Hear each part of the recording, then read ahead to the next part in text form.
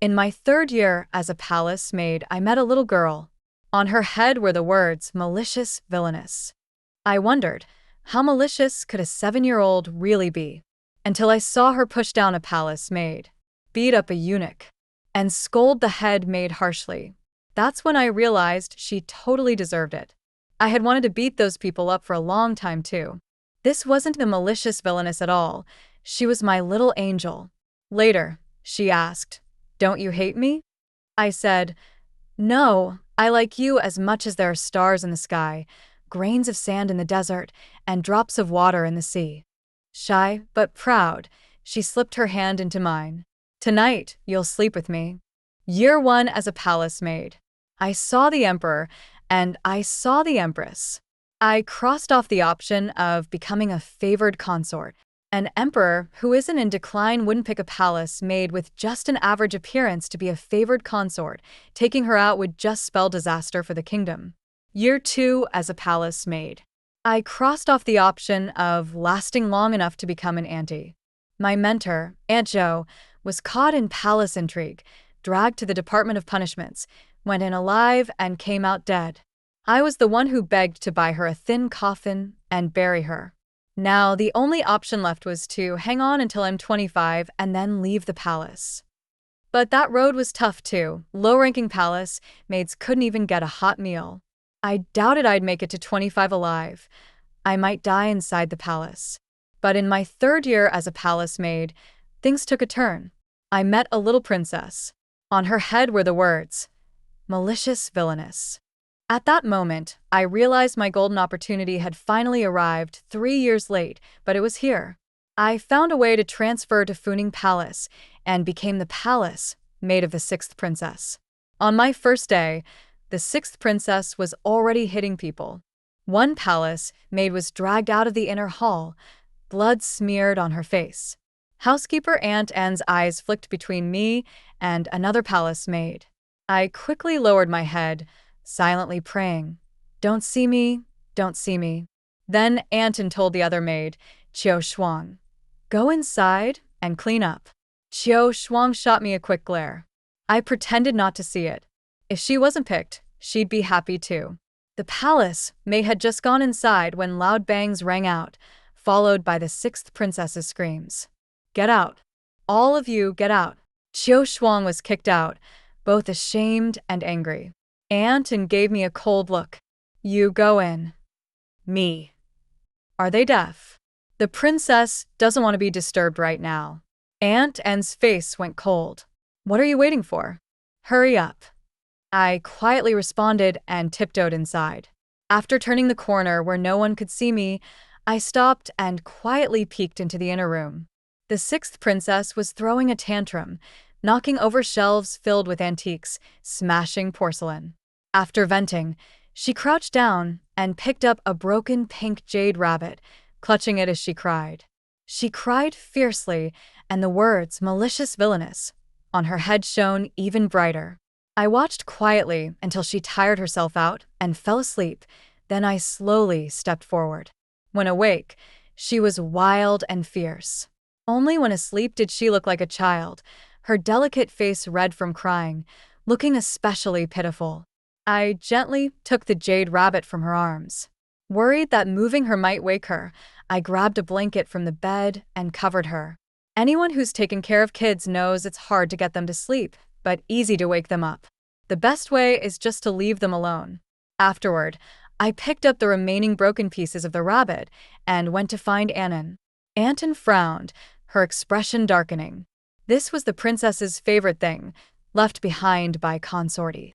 Consort E was the 6th princess's mother, who was imprisoned in the cold palace after committing a crime and later died there. The princess was very young when her mother died, so there were few keepsakes left. This pink jade rabbit was one of them. Aunt Anne said, "If we send it to the repair room, who knows how long it will take." The repair room prioritized fixing items for the emperor, empress, and favored consorts. Things belonging to the neglected 6th princess might take forever. I examined the fragments and thought for a moment. If I can get some fish glue, I can try to fix it. Aunt Anne looked at me deeply, but said nothing and left. Not long after, She actually brought me a box of fish glue. If you can't fix it, you won't be staying in Funing Palace. I understood. Aunt and could tolerate me, but the sixth princess wouldn't. Still, I was confident. Before I transmigrated, I used to do crafts on the side, making clay figures, dolls, doll clothes, and other handicrafts just to earn some extra money from videos. But halfway through my startup, everything collapsed, and somehow I ended up here. I told Anton, the princess is asleep. To avoid waking her with too much noise, I'll serve her inside. I'll call you when she wakes up. I gathered bamboo sticks and fish glue and carefully glued the rabbit. Time passed without me noticing. Suddenly, a cold, eerie voice whispered behind me, "You want me to sleep on the floor?" 03. I turned around and saw the sixth princess. She startled me. For a moment, I thought of those little girls in horror movies. Usually they're the main villains. The younger they are, the deeper their grudges run. I picked up the little rabbit and handed it to her. "Sixth princess, the rabbit is fixed." She took it with surprise, hugged it happily for a moment, then quickly suppressed her smile and said coldly, "Who gave you permission to touch my rabbit?" "Ugh, you little brat. Not only did I touch it once, I did it twice." I sighed. I was actually planning to make a protective cover to keep the rabbit safe. "Since your highness doesn't want me to touch it, then fine. Here, go make it now." She handed it over, looking urgent. I wanted to laugh but held it back and replied softly, "Yes, your highness." Nowadays, there's glass, but its clarity isn't great. Besides that, amber or crystal could be used for a cover, but the sixth princess definitely wouldn't have access to those. So I made a cover from gauze, kind of like a palace lantern. I found a small round board for the base, laid a layer of cotton and silk as a soft cushion, placed the little rabbit on top, and then covered it. It turned into a delicate little rabbit nest. While I was working, the sixth princess circled around me. I cautiously asked her to help hand me some tools. She frowned and refused. After a while, I pretended to lose a bamboo skewer, my eyes scanning the table and floor. The sixth princess couldn't wait anymore and pulled out a skewer for me. "Here, you can't even find this." I took the skewer and thanked her sincerely. "Princess, your eyes are really sharp. You found it right away." She snorted dismissively, but lifted her chin proudly. I got a little insight into the sixth princess. She rarely gets praised, her words tend to be sharp and biting, and even when she could speak nicely, she just doesn't. After finishing the rabbit, she became much calmer. She held the rabbit and stared at it for a long time. She was still sad about the cracks, but it was clear she was accepting the reality. I took the chance to have someone come in and tidy up the room. Aunt Anne looked relieved and said, "The princess hasn't been this happy in a long time." I was stunned for a moment. A classic NPC line popped into my head. The young master hasn't smiled in a long time. After my shift ended, I went back to the dormitory. My roommate Xiao Shuang sneered. "Wow, you've only been here one day and already earned the favor of the princess and Anton?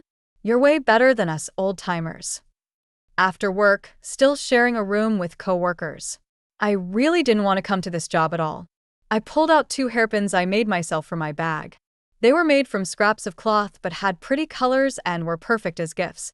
I gave one each to 2 other roommates, but deliberately skipped Xiao Shuang.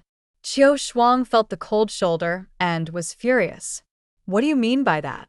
I scoffed and didn't answer, turning over and going to sleep. After a day of taking care of a child, I was exhausted. I didn't want to bother with another big baby who wasn't even cute. But in the middle of the night, I was woken by a scream. I looked around at the other 3. None of them moved. One named Fong Chao whispered, "Go back to sleep. It's like this every day. You'll get used to it." Looks like they really were used to it. Qiu Shuang was sleeping like a log. But I couldn't fall back asleep. I put on my clothes and went out, seeing Aunt Anne also up and dressed. Her cold gaze was fixed on the princess's chamber, angry but helpless. Aunt Anne worked the day shift. Another Aunt, Song, worked the night shift. They didn't interfere with each other. Song Aunt was the one attending the princess at night. From the chamber came the 6th princesses crying and shouting. Get out. I said get out. I don't want you here. Song Ant's voice was icy. Princess, you're 7 now. Soon you'll be a big girl and should know the rules. I'm only doing this for your own good. I'll beat you to death, I will. That night passed in a loop of screaming, noise, silence, screaming, noise, silence. When I got up, I was still so tired. I thought to myself, no wonder I could bribe my way into Funing Palace.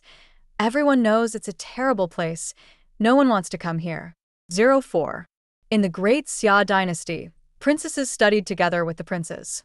Ant and woke the 6th princess, only to get kicked hard in the chest. The 6th princess's eyes were red, her gaze fierce, as if she wanted to devour someone. I'm not getting up. I want to sleep. After much coaxing and coaxing, she finally got up, but still had no interest in eating. Ant and grew worried. Late for class again, she'd be punished by the grand tutor, have a sleepless night, and then struggle to wake up early. A vicious cycle. Her face was numb with exhaustion. She glanced again. This time, Qiu Shuang caught on quickly and immediately lowered her head. I was a step slower and then heard Ant say, Suiyan, you come here. Me? Ant said coldly, what are you standing there for? I stepped forward and looked at the food in front of me. Plain porridge, small side dishes, and egg custard, not very appetizing. I sighed inwardly. If the child won't eat, don't force it. She'll eat when she's hungry. But I didn't dare say that. This was ancient times. If a prince or princess refused to eat a meal, palace maids or eunuchs might lose their heads. I thought for a moment and softly said to the 6th princess, Princess, please eat properly. I'll carve a little rabbit for you. The 6th princess wasn't easily fooled. She sneered, I don't want it. I ignored her and said, I'll carve it right now. I'm really good at carving. I found a candle and a small knife and began to carve bit by bit.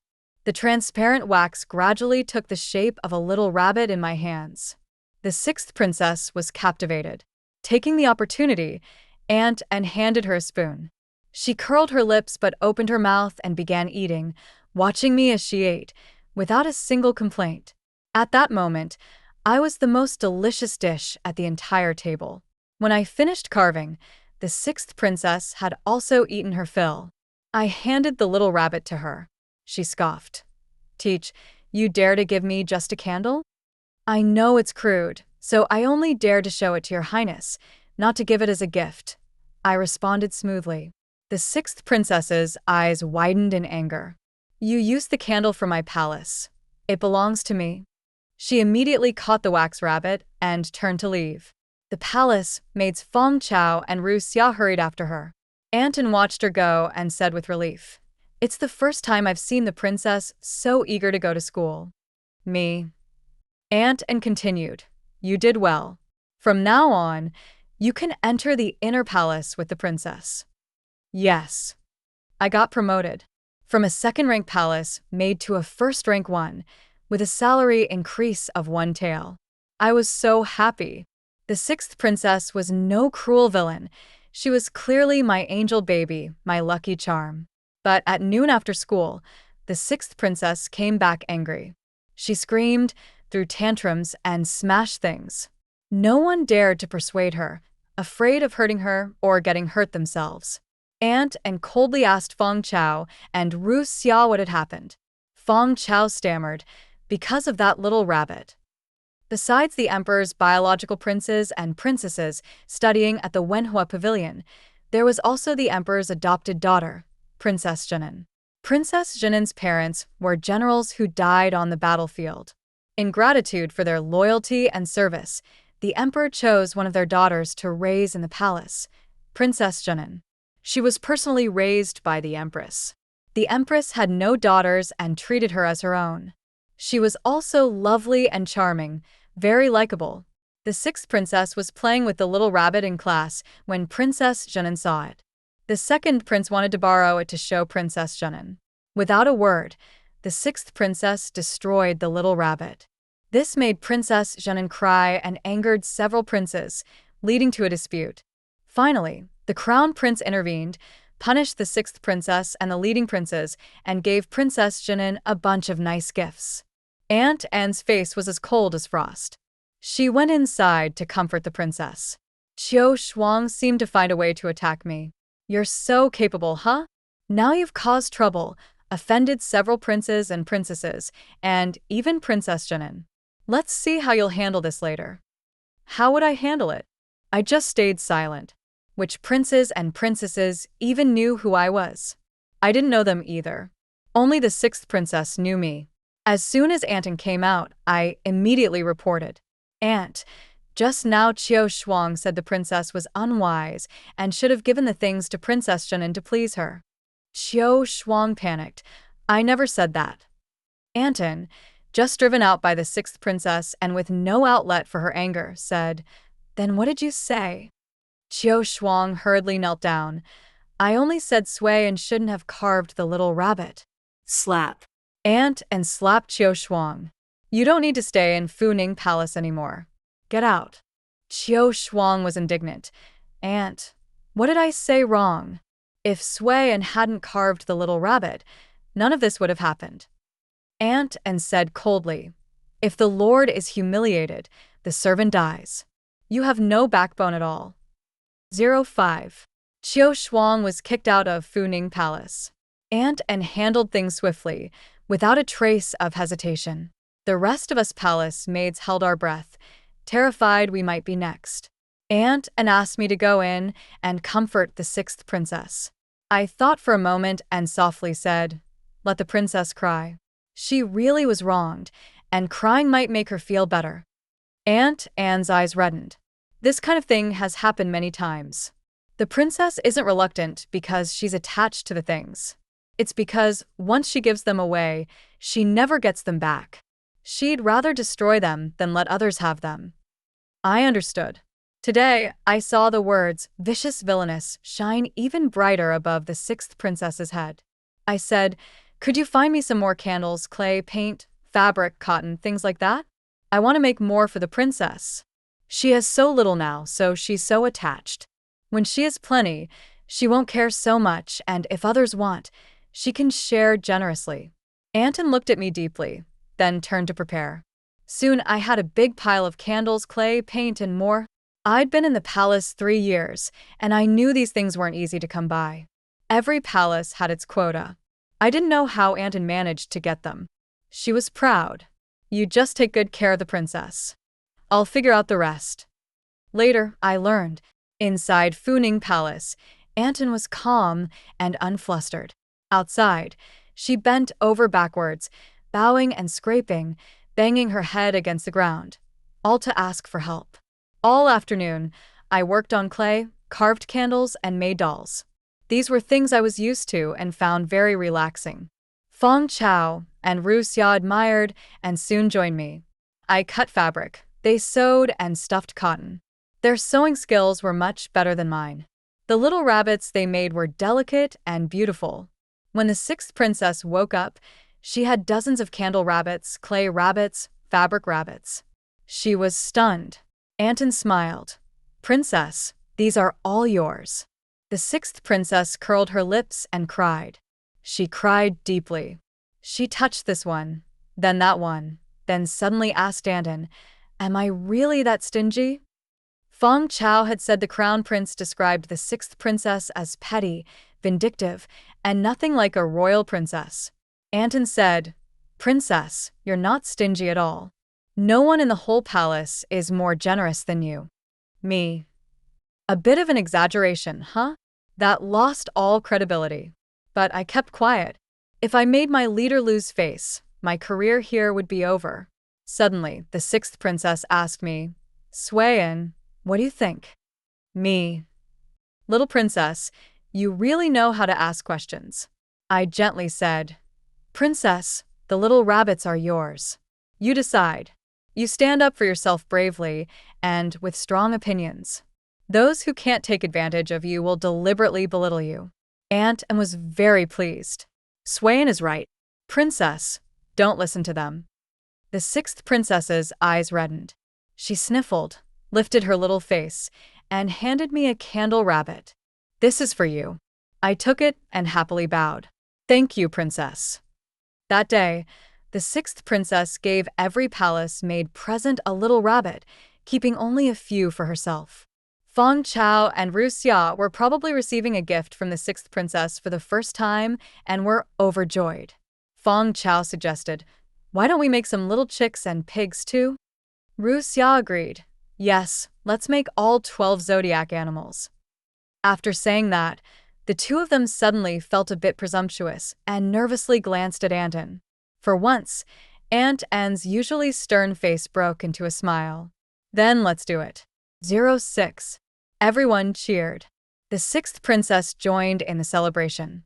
Aunt Anne didn't dare let her handle scissors or needles, so she had the princess paint the clay figures instead. I was relieved to see the words, "vicious villainess," above the sixth princess's head dim a little. Suddenly, I realized this might be the reason I had traveled through time. It seemed I had the power to change the fate of the sixth princess, the vicious villainess. Before nightfall, we finished making all 12 zodiac animals. We originally planned to hang the fabric dolls along the sixth princess's bedside.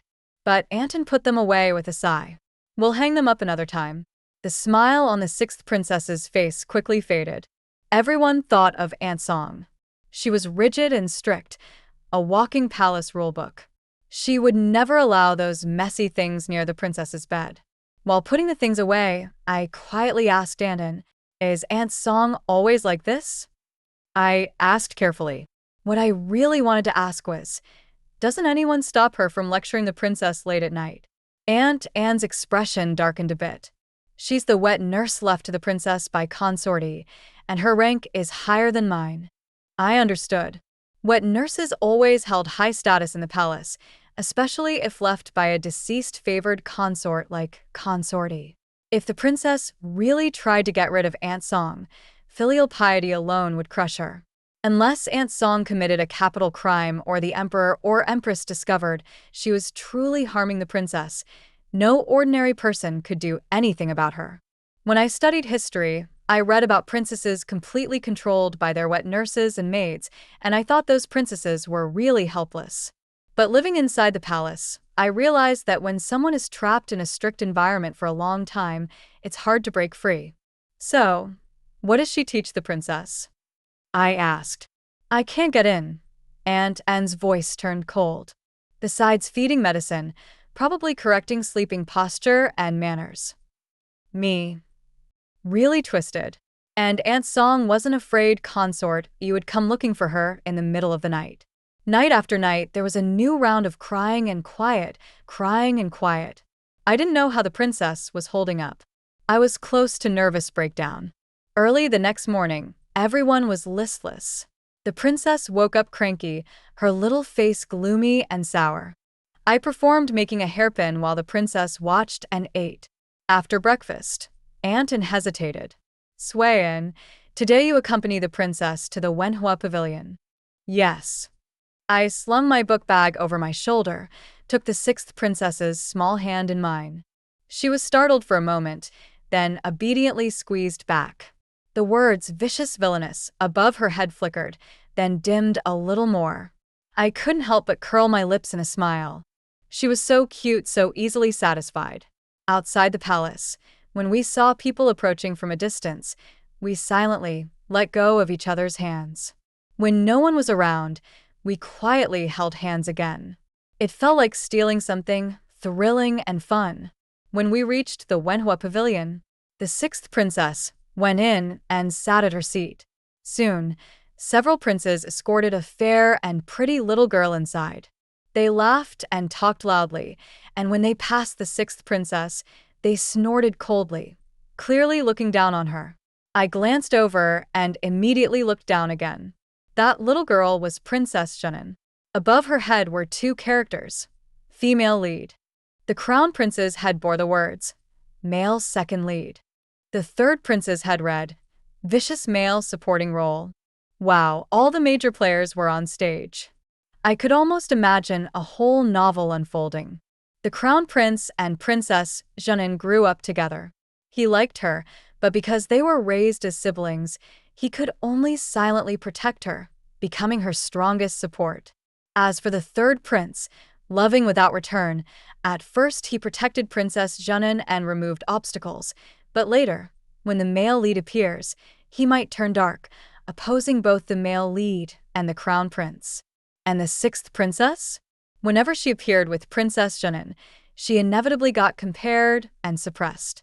Growing up in such an environment long-term, she eventually became a proper vicious villainess. In novels, the heroine always wins. So, where do I stand? Should I side with the heroine, or bind myself to the sixth princess? 07. I fell into deep thought, my eyes unintentionally drifting over the group. During this lesson, the sixth princess seemed restless. I noticed. The grand tutor noticed too. He frowned and ordered her to stand for the rest of the class. The room burst into laughter. The sixth princess's eyes turned red, but she held her head high, not showing the slightest sign of regret. After class, the second prince picked up a jade rabbit from Jeonnin princess's book bag and smugly showed it off to the sixth princess. See this? Father gave it to Jeonnin. No one wants your dumb candle. Jeonnin princess looked uneasy. She was clearly distressed, but didn't dare to contradict the second prince. The sixth princess got angry and reached out, trying to grab the jade rabbit. My heart leapt into my throat. Don't fall for it. Please don't fall for it. Suddenly, the sixth princess's hand swerved and instead reached into her own book bag. She pulled out a handful of cloth dolls, stood on a bench, and called out loudly, "I've got cloth dolls. Who wants one?" A crowd quickly gathered. The sixth princess handed them out generously to anyone who asked, except the second prince. He was pushed out of the crowd, face dark and clearly unhappy. It was the first time Jeonnin princess had seen anything like this. She looked at the sixth princess curiously, her eyes shining with amazement. The sixth princess glanced at her, then passed her over without offering a doll. The light in Jeonnin princess's eyes went out. For the entire lesson afterward, Jeonnin princess had red-rimmed eyes. When class ended, under the crown prince's gaze, one by one, the others returned the cloth dolls to the sixth princess. They all gathered around Jeonnin princess instead, coaxing her, trying to cheer her up. The light in the sixth princess's eyes dimmed too. After school, she stormed off without waiting for us. As Xia was packing the book bag, I quickly ran after her. I tried to take her small hand. She shook it off. I tried again. She shook me off again. I kept trying. Suddenly, she stopped and shouted angrily, "Go hold her hand. Why are you holding mine? I'm not as fair as her, not as lovable. Go hold her hand. You think I didn't notice? From the moment she walked in, you kept staring at her. You want her to be your mistress. Then go to her. I don't need you." Ah, so that's it. She's so sharp. She noticed I was watching Jeonnin princess. That's why she was fidgety and got punished by the grand tutor? I knelt down, looked into her eyes, and said seriously, "Princess, you're angry. I can feel it. If letting your anger out helps, then go ahead and let it out. But there are a few things I need to make clear. First, I only want to hold your hand. I don't want to hold anyone else's. Your hand is soft and delicate, your fingers long and slender, and your nails are long too. Someday, when you paint them red, they'll look beautiful. Second, I looked at Jeonnin princess out of curiosity. Her parents gave their lives for the country. I just wanted to see what a loyal hero's daughter looks like. I also peeked at the crown prince, the second prince, the third princess, the fifth prince. I've never seen them before. I need to be able to recognize them so I don't embarrass Funing Palace by calling someone the wrong name. Third, being liked isn't about being the prettiest. I look plain, but my training nanny likes me a lot. And I like you very much too. The sixth princess stopped crying. Maybe my blunt words embarrassed her. She turned her head away and wouldn't look at me, but her cheeks were slightly red. But father doesn't like me. After thinking for a moment, she added, "Mother doesn't like me either." Then, after another pause, she went on, "Crown prince brother, second brother, third sister, fourth sister, fifth brother, none of them like me." Her voice grew darker and darker. If she kept going, I had a feeling she'd snap and spiral. The words, vicious supporting female, above her head grew darker too. 08. I suddenly felt the urge to laugh. The words above her head really did seem like an emotional weather forecast. She glared at me. What are you laughing at? Ahem. This servant just thinks you're really adorable. But, Your Highness, you've misunderstood the third princess. She actually likes you. You're lying, the sixth princess said, unconvinced, but her wide eyes clearly wanted me to argue back. It's true. Everyone else returned the cloth dolls, but the third princess didn't. She even secretly hid it in her bag, so the crown prince wouldn't see. She really does like the doll you gave her. At that moment, Ru Xia caught up with us. She overheard our conversation and handed over the school bag, gently saying, "This servant checked. It's missing a little tiger." A hint of red rose on the sixth princess's cheeks. The third princess is a tiger in the zodiac. Wow, Your Highness even knows her zodiac sign? That's amazing. The sixth princess looked pleased, though slightly embarrassed. She alternated between sneaking smiles and frowning, clearly replaying everything that had just happened in her mind. I'm the same way. At night, I always go over the day's events. When I think of the happy moments, I grin like a fool. When I remember messing up, I wish I could go back and redo everything. After a while, the sixth princess scolded me. You're not allowed to look at anyone else from now on. If you do, I'll dig your eyes out. Sigh. Why couldn't she say it nicely? I wasn't afraid of her at all. From our time together, I could tell that the sixth princess wasn't a bad person at heart. She just lacked love, a lot of love. Still, I couldn't let her control me. So, I couldn't agree to an impossible demand like that. Gently, I said, "That won't do, Your Highness. This servant has to keep an eye on the other princes and princesses, in case any of them try to harm you. If I don't, I won't be able to protect you in time." The sixth princess looked conflicted. You think I'm good? But Crown Prince brother always says I'm the one causing trouble. I naturally took her little hand and gave her some encouragement as we walked. Of course I think you're good. The second prince provoked you today, but you controlled your temper and didn't fall into his trap. If you had tried to snatch the jade rabbit that His Majesty gave, you would have been fooled. But you didn't. You kept your cool, and even came up with a clever way to fight back. You avoided being wronged, and even got a group of kids on your side. That's really impressive. The sixth princess objected, but they all gave the toys back. I smiled. Isn't that a good thing? First, it helped you figure out who's truly worth making friends with. We can try becoming friends with the third princess. As for the others, there's no need. Second, those kids who had to return your gifts, they'll probably regret it.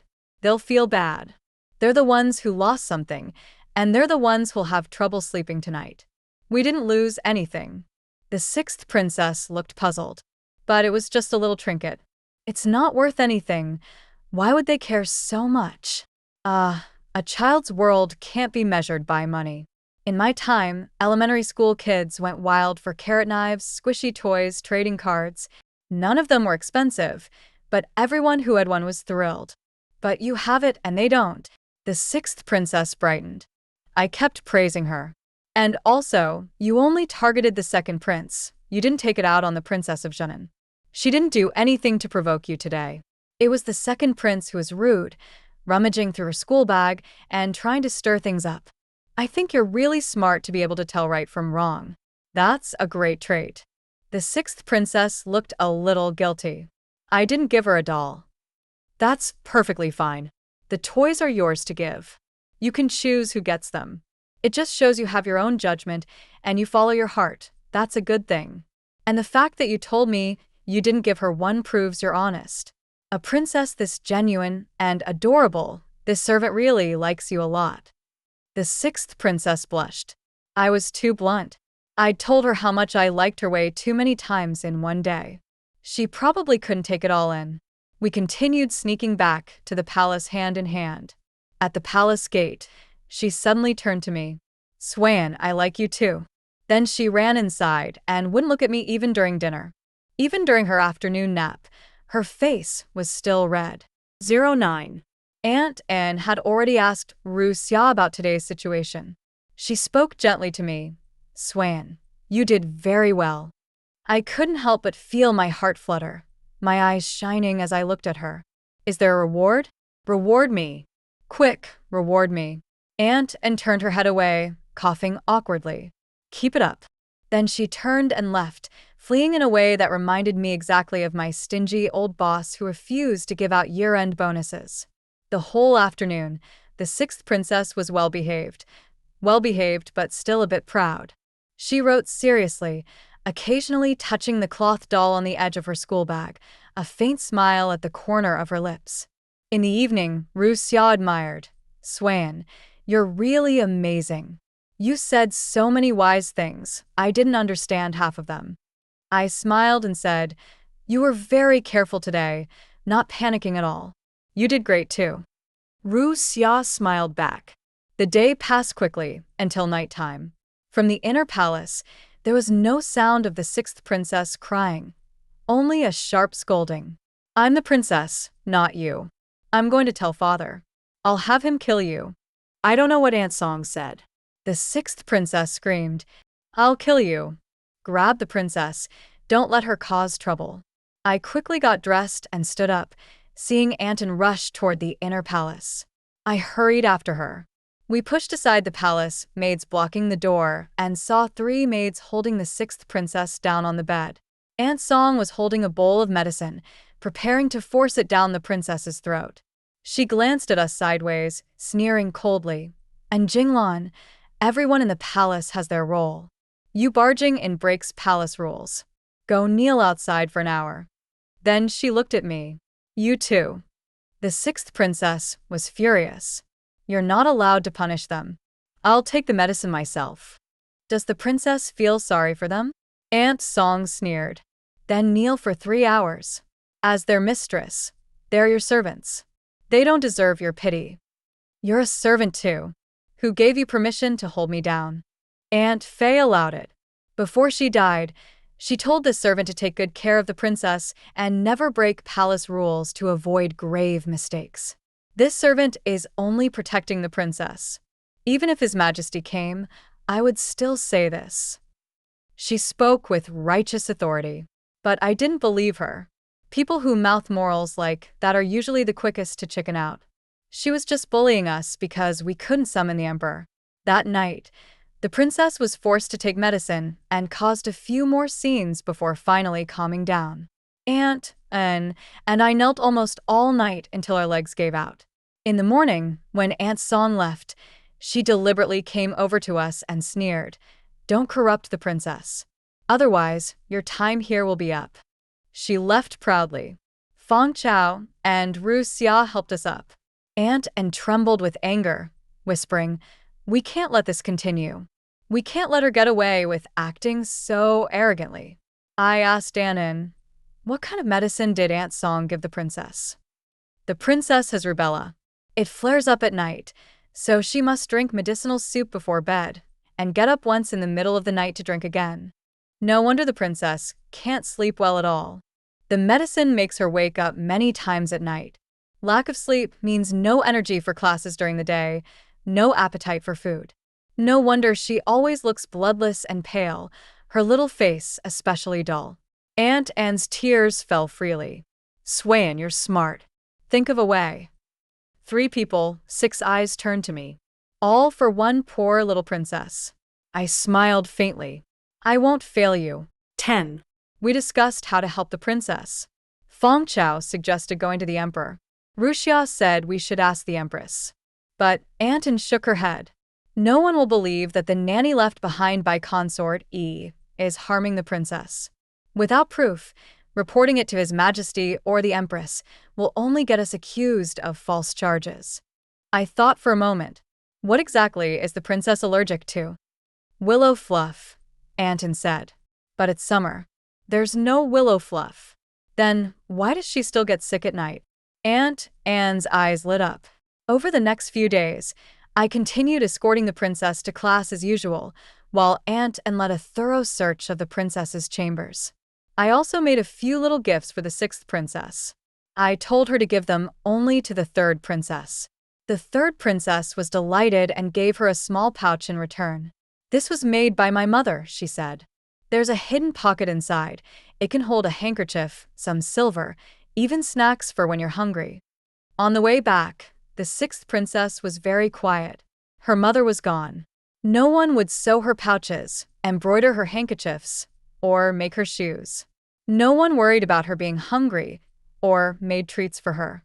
Aunt N and I wanted to help, but we were powerless. Funing Palace didn't even have a kitchen. But there were other ways. The next morning, when she woke up, she found a clay figurine beside her pillow. It was a lifelike little princess. I'd painted it carefully, with fine details and pretty colors. She held the figurine gently. Is this me? Of course. Does it look like you? I'm not that pretty. But I thought I didn't even capture a tenth of your highness's charm. I was afraid I made it too plain. Her face turned red. She lifted her chin proudly. I don't believe you. Ha. I don't believe you. She totally did. That day, she was the star of the entire Wenhua pavilion. Everyone gathered around her, asking where the figurine came from and complimenting how beautiful it was. The second prince reached out, trying to grab it. The princess moved fast, shielding it with both hands. The second prince shouted, "What's the big deal? Why are you being so stingy? I just want to show it to Zhenin. Maybe my palace maids can make one too." Princess Zhenin looked curious and excited. Even the crown prince looked over. I watched coldly. I thought the crown prince looked like a future tyrant. But that's typical of male leads in novels. They're all hopelessly dumb and blindly pamper the female lead. I didn't expect the crown prince to be any different. Sure enough, he said, "Xiao Lu, let Zhenin see it. Don't be stingy." The sixth princess's eyes turned red. I really wanted to smash the crown prince's head in. Princess Zhenin quickly said, "Sixth sister, I won't look. Please don't cry." The second prince sneered impatiently, crying again. "You're always crying, like someone bullied you. If you didn't want people to see it, you shouldn't have brought it. Acting all pitiful like some common girl." The sixth princess sniffled, raised the figurine high, and for a second, I thought she might smash it. But then, the third princess stepped forward and spoke loudly. "You are bullying Xiao Lu. Why should she have to give up her things just because Zhenin wants them?" This time, the sixth princess didn't back down. She looked directly at Zhenin. "You want to see it? I'll let you. But please be careful not to break it." She handed the figurine to Princess Zhenin. Zhenin was stunned for a moment, then took it gently. She admired it with awe, gasping and praising it, then carefully returned it. She whispered a soft thank you. The sixth princess's face lit up with pride. Even the crown prince's expression eased. Only the second prince looked sullen. After class, just as Ruxia was packing up the figurine, the second prince rushed over and tried to bump into her. Ruxia moved swiftly, dodging him. He stumbled forward and missed. Turning back, he shot Ruxia a hateful glare, then stormed off. The sixth princess laughed. The third princess laughed too. She leaned in and whispered, "Your doll is really pretty. I wish I had a clever maid like yours. Could your maid make one for me too?" The sixth princess looked at me. I smiled. "It would be my pleasure. But I'm not familiar with your highness's appearance. If you could stay at Funing Palace for one night, I could get a good look and make one for you by morning." The sixth princess turned to her nanny. The nanny said, "You can go ahead, your highness. I'll send word to your mother. If her grace permits it, of course you may stay. If not, we'll come back later. Either way, it'll be nice to visit and unwind a little." The sixth princess cheered. Princess Zhenin looked on with envy.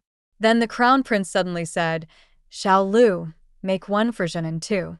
Princess Zhenin quickly waved her hands. No need. I don't want to trouble sixth sister." The sixth princess looked at her. "Do you want to come?" "Yes," Princess Zhenin replied in a soft voice. The sixth princess smiled. "Then come with me." 11. For the first time in her life, Princess Fu Ning's palace welcomed two little guests. Aunt Anne spared no effort, preparing delicious food and drinks, and took great care of the three princesses, making sure they were comfortable. I had also prepared in advance. I brought games for them to play. Picking sticks, hopscotch, word chain games, and guessing the character on the other's head. As night fell, and it was nearly time for the shift change, I told them a mermaid story, but only halfway through. The three little princesses were reluctant to stop. I coaxed. I'll tell you the rest after you wake up tomorrow morning. Whoever falls asleep first gets the story first. After they fell asleep, I found an excuse to say that sixth princess still had to take medicine that night. To avoid disturbing third princess and Princess Shunin, I moved them into the inner room. The nanny of third princess and the senior palace made a sign by the empress to Princess Shunin. Both glanced at me deeply but said nothing. Not long after, Aunt Song came in. She frowned and scolded. The princess hasn't taken her medicine yet. How could she already be asleep? This is against the rules. I stopped her. The princess just fell asleep. She'll take the medicine when she wakes up. Aunt Song sneered and shoved me aside. What do you think you are? The princess has spoiled you for a few days, and you really think you're the mistress of Funing Palace. Tomorrow I'll send you packing. She then seemed to flaunt her authority as she threw back sixth princess's quilt and pulled her up. Princess, it's time to take your medicine. Sixth princess opened her eyes. I'm not taking it. I'm not sick. Aunt Song frowned. Whether you're sick or not isn't for you to decide. It's for me to decide. Someone, feed the princess her medicine. 3 maids, 6 hands, skillfully pinned sixth princess down. One maid brusquely pushed me out. At that moment, a sharp voice shouted from the inner room, "How dare you treat the princess this way?" It was third princess's nanny. Soon, Princess Jinin's senior palace maid also stood up. Then came the cries of third princess and Princess Jinin. This place is scary. I want to go back to the palace. I want to find my mother. That night, Funing Palace was in chaos. The emperor arrived, the empress arrived, and third princess's mother, Consort Li, also came. Aunt Song knelt on the ground trembling. Aunt Anne pulled apart the princess's quilt and shook out a pile of willow fluff. The empress's face turned ashen. No wonder sixth princess's illness never got better. It was you, that wicked servant, causing trouble. The emperor kicked Aunt Song to the ground. How dare you treat my daughter like this? I will execute your entire clan. Aunt Song was dragged away. There was no escaping death, and the 4 maids who had followed her were also taken to the Department of Punishments, where everything they had done to sixth princess was exposed in detail. The emperor and empress comforted sixth princess briefly, then left with Princess Jinin. Before Consort Li left with third princess, she smiled at Aunt Anne. I've helped you a great deal. How will you repay me? This was the plan Aunt Anne and I had discussed. I used the figurine to lure third princess to Funing Palace, and Aunt Anne begged Consort Li to allow third princess to stay overnight. She kowtowed many times outside Consort Li's palace. Consort Li finally agreed. Unexpectedly, Princess Jinin was added as well. The result was naturally even better. Aunt Anne knelt respectfully. Except for leaving Funing Palace, I will obey whatever you command, my lady. Humph. If you don't leave Funing Palace, how could I possibly command you? Fine. Your loyalty to protect the princess is evident. I will pity sixth princess this once and let you stay. But do you want to come with me? Your little skills are quite impressive. Consort Li then looked at me. Sixth princess suddenly tensed up. She ran to me, then stopped, her little face turning from tense to numb. My heart ached instantly. Only those who have lost so many people know how hopeless it feels to hold on to someone. Because she knew she couldn't keep me. 12. I respectfully took out a small box and opened it. Inside, a neat row of figurines was arranged. This is you, my lady. This is third princess. This is Nanny Zhao. And this is your senior palace maid. I'm grateful for your kindness, but I only want to stay with sixth princess and see her grow up safely. Consort Li smiled slightly. Fei Yi, I didn't expect your luck to be quite good. She took the figurines, and gracefully left with the already sleeping third princess. Later, I learned the truth. Sixth princess's mother, consortie, was truly a villain, a bad one beyond redemption. She had been wicked her whole life and kept some accomplices around her. Those accomplices, in order to be the top power in Fu Ning Palace, banded together to control her daughter, keeping the princess perpetually sick and forever dependent on them. But fortunately, there were two very loyal palace maids willing to rescue her child from danger. I became the newly appointed aunt in Fu Ning Palace, responsible for coaxing Sixth Princess to sleep. Sixth Princess was reluctant to sleep. Though young, she had experienced many hardships and had her own understanding of people's hearts. She had many questions for me. Why didn't you go with consortly? She's deeply favored by the emperor. Following her, you'd have a better future. Her little face tightened. Clearly, she didn't want me to go. But she also feared that might not be my true wish and wanted to ask clearly. How conflicted? I pinched her cheek gently and spoke sincerely. Of course it's because I like you. The thought of leaving you makes my heart ache to the point of tears. Only when I'm by your side do I feel happy. She lowered her eyes. Why do you like me? Don't you think I'm bad? I hit palace maids, I hit nannies, I even hit eunuchs. They all say I'm bad. Father doesn't want to pay attention to me. He'd rather spoil Jeannin and ignore me. Tears filled her eyes. My heart softened completely. I wished I were a leaf that could gently wrap her up. She noticed. She saw how the emperor and empress anxiously cared for Jeannin. They only asked her how she was, then immediately rushed to Princess Jeannin. That scene hurt her deeply. I suppose the emperor and empress had many reasons for acting like that. Princess Jeannin was crying then, and when she cried, she was beautiful and adorable, like a diamond sprinkled with dew, the brightest thing in the room. Perhaps she was raised at the emperor and empress's knees, and they had invested more love in her. Or maybe because she was the main daughter, her aura naturally influenced many people. The reasons couldn't be fully analyzed. But Jeannin's loveliness didn't mean Sixth Princess was any less lovable. She had her own charms, but those who loved her were not as high in status. Only two palace maids. Moreover, in this world, there are indeed parents who don't love their own children. Sixth Princess was just one of them. She was unlucky, but that didn't mean she was bad. I whispered, I don't think you're bad at all. I think you're brave, very, very brave. You dare to protect yourself, and you're not afraid of what others say about you. You have a spirit of resistance. Your views on the world are profound. To me, you are different from others. You're very, very special. So special that when I see you, I can't help but want to be near you. Princess, you're unique. But not everyone can see your uniqueness. There are always some people in this world who can't appreciate it. That person might just happen to be your own family. That's all. Sixth Princess was silent. She stared at the ceiling, perhaps thinking over my words. After a long while, she quietly said, Swain, my mother calls me Rong Bauer. You can call me Rong Bauer too. My heart felt so warm. I really wanted to kiss her little cheek. Thinking this, I did just that. All right, Rong Bauer, be a good girl and sleep now. Tomorrow morning, I'll tell you a story. 13. The sixth princess fell asleep. Aunt Anne came over, her tone tinged with a bit of melancholy. You spoke well, but you shouldn't have let the princess know that His Majesty dislikes her. Her future will be very difficult. Auntie, the sixth princess needs love. I know. No. What the sixth princess needs is special favor. If she's destined never to receive it, it's better to see it clearly early on and learn to love herself. Aunt Anne was stunned. After a long moment, she said, Swain, I'm really glad you're here. I smiled and looked at the sixth princess.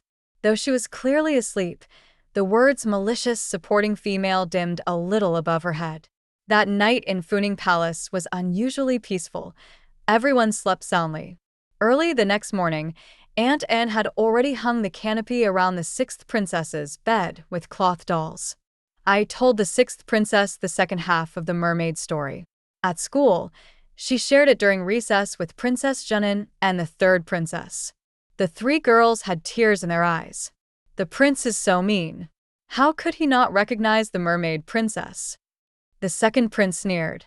A bunch of crybabies. The three girls were angry and ignored the second prince. Feeling bored, he went off to play with other princes. I smiled slightly. It felt good, my little princess finally being grouped with others and called that word. The crown prince called me quietly when no one was watching. Your name is Swayan? From now on, you'll follow Jenin and make little things for her. Besides your regular palace allowance, I'll give you an extra share. His tone was firm, leaving no room for denial. He assumed I would be easily tempted by money and accept. He underestimated me. I lowered my eyes. Thank you for your favor, Your Highness, but palace affairs need Empress's approval first. Unless Her Majesty orders it, I cannot decide on my own.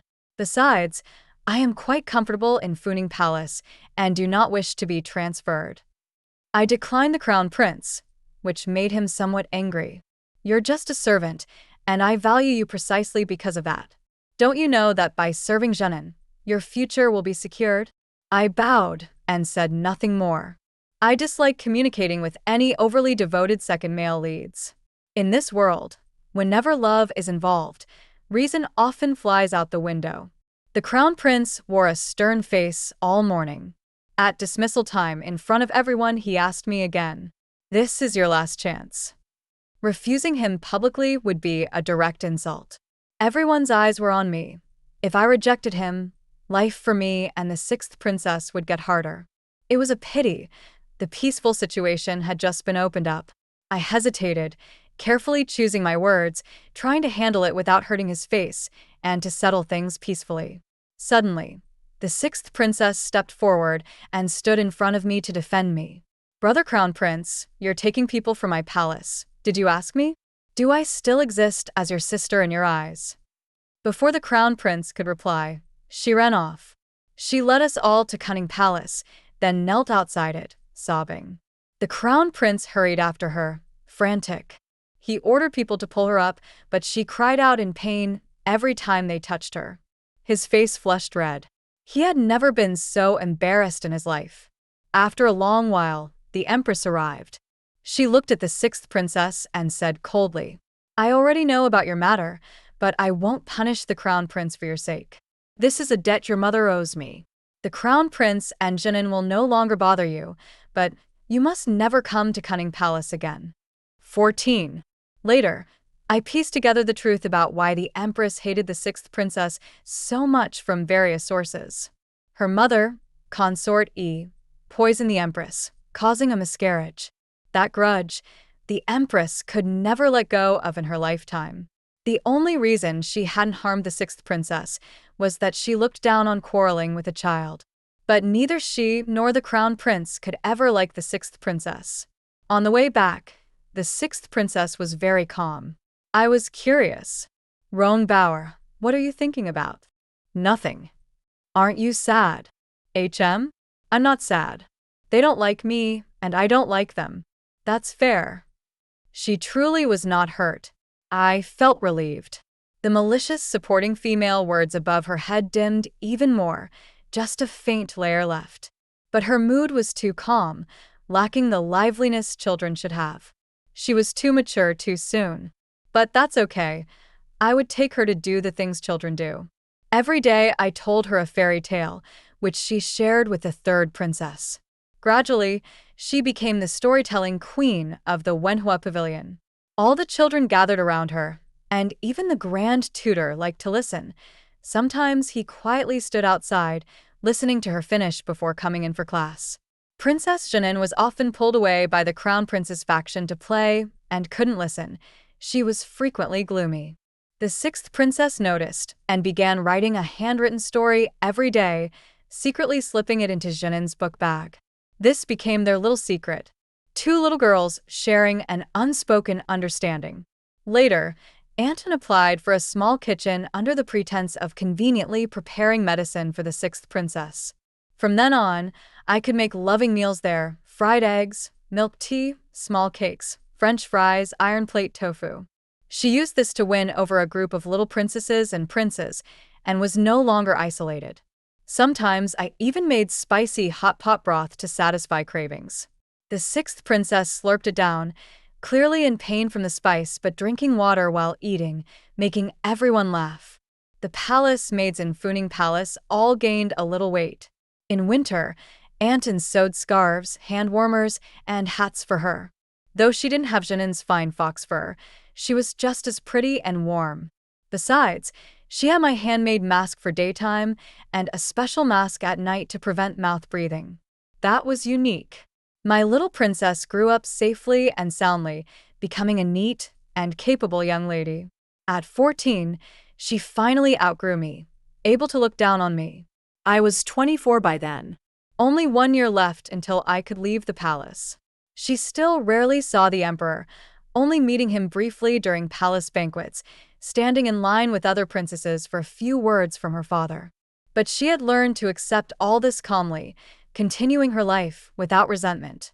The malicious supporting female words above her head had long disappeared. She was now just herself, defined by no one. Sometimes the emperor would glance at her and comment that she had grown up. Beyond that, their father-daughter relationship was faint and distant. But she wasn't disappointed. She became mature, steady, and trustworthy. At 15, when the princess came of age, I was 25. Aunt asked me what my plans were. Would I stay in the palace and go with the princess to her residence after marriage? Or leave the palace? She preferred to stay by the sixth princess's side. Almost 40, the outside world was unfamiliar and frightening to her. She said she could never leave again, and following the princess to her residence was the best plan. I hesitated. I recalled how once I only wanted to endure until 25 to leave the palace. But when that day really came, I felt many regrets. The princess's coming-of-age ceremony was presided over by the empress. She gave the sixth princess some dignity so that in others' eyes, she wasn't a neglected princess, making it easier for future marriage prospects. Princess Jeannin also came to give gifts. The female lead words above her head had faded, but not disappeared entirely. I thought she might still face some emotional entanglements. Who knew where she'd go in the future? But many cared for her. It wasn't my concern, and I didn't want to worry. My heart was only with my little princess. I only wished for her to grow up healthy, safe, and free of troubles every year. 15. We went back to unwrap all the gifts everyone had sent. When Anton opened the gift from the empress and showed it to sixth princess, we saw that besides the usual rewards, there was an extra deed to some land and a stack of manuscripts. Opening them, we found storybooks sixth princess had written for Princess Jeannin in the past. There were even notes from Her Majesty, the Empress. Absurd. Horrifying. Somewhat interesting. Creative and delightful. The three of us exchanged amused glances. It turned out the Empress also enjoyed reading these stories. On the day of Princess Jeannin's coming-of-age ceremony, a noble young lord from afar came to attend. His father had once been a colleague of Princess Jeannin's father, but since she entered the palace, the two families hadn't met for years. This time, he was specially sent to deliver congratulations. The young lord was elegant and immediately drew everyone's attention, becoming a charismatic figure rivaling the crown prince. I looked at the two characters' male lead above his head thoughtfully.